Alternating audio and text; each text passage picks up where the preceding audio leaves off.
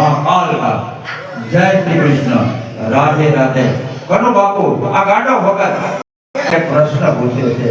श्रीमद् भागवत कथाમાં રાધાજીનું નામ કેમ નથી આવતું?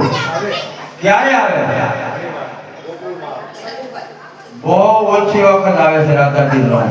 અને રાધાજીનું નામ આવે ને તો પણ ગોકુળમાં આવે કે વૃંદાવનમાં આવે, પણ ગોપનીય તરીકે આવે, ગોપી તરીકે આવે. કેમ?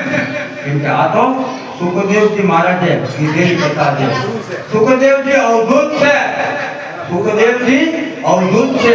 અને જો રાધા રાધા રાધા રાધા કરે તો સુખદેવજી ની સમાધિ લાગી જાય.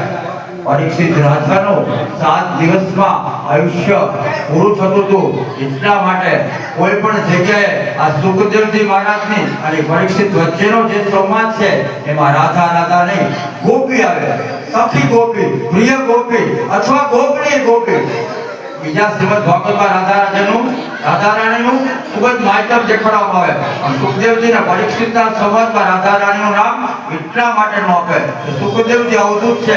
રાધા રાધા રાધા કરે તો સમાધિ લાગી જાય અને 7 દિવસ તરત પૂરા થઈ જાય. આવું શ્રીમદ ભાગવતનું માધ્યમ છે. કૃષ્ણ કનૈયા લાલ કી જય.